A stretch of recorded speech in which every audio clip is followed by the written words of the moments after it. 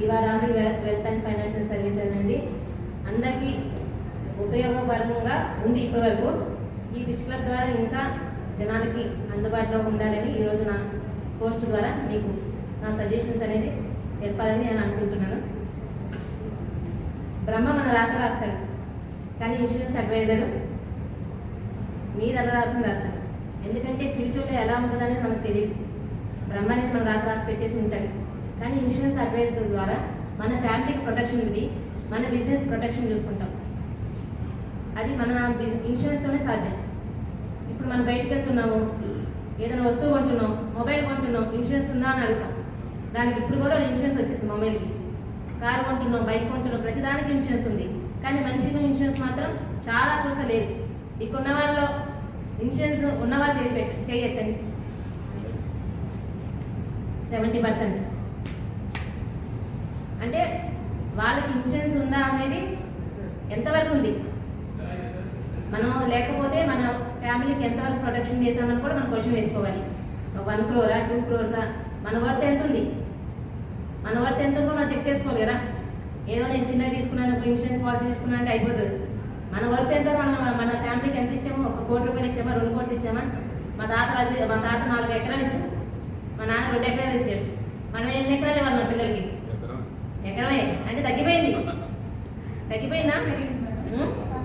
Cost పెరిగింది, కానీ మన కాస్ట్ పెరగట్లేదు. మరి మన కాస్ట్ కూడా పెరగాలి కదా.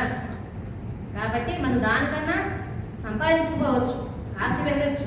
కానీ మనం లేనప్పుడు మన తరపు నుంచి ఒక 5 కోట్లు అనేది మినిమం మనకు ఉండేలాగా చూసుకోవాలి.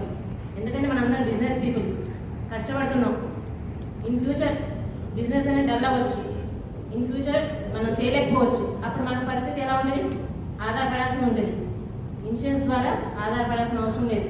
టెన్షన్ లాగా పెట్టుకోండి. మన పిల్లల కోసం చేయండి, మన కోసం చేయండి.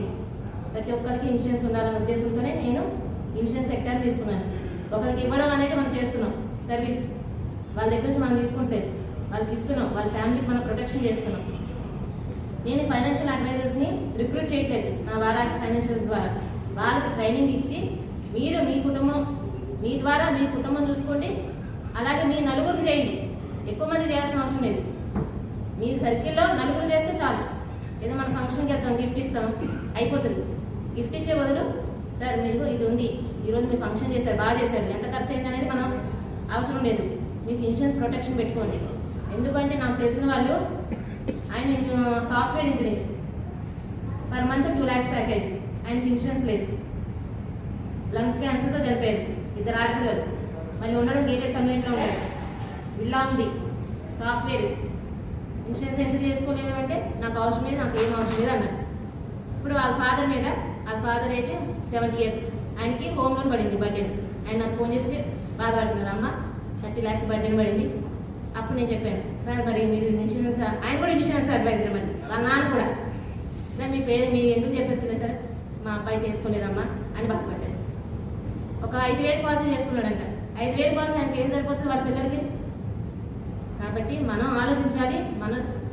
మనం ఏదైనా కూర తెలియకపోతే యూట్యూబ్లో సెర్చ్ చేస్తాం. ఫస్ట్ ఎలా ఉంది, ఉప్పు కారం అవన్నీ సరిపోయినాయి, అన్ని ఇంగ్రీడియంట్స్తో సహా యూట్యూబ్లో చేసి మనం కర్రీ ప్రిపేర్ చేస్తాం. అట్లాగే ఇన్సూరెన్స్ చేసేటప్పుడు కూడా మనం యూట్యూబ్లో సెర్చ్ చేస్తాం.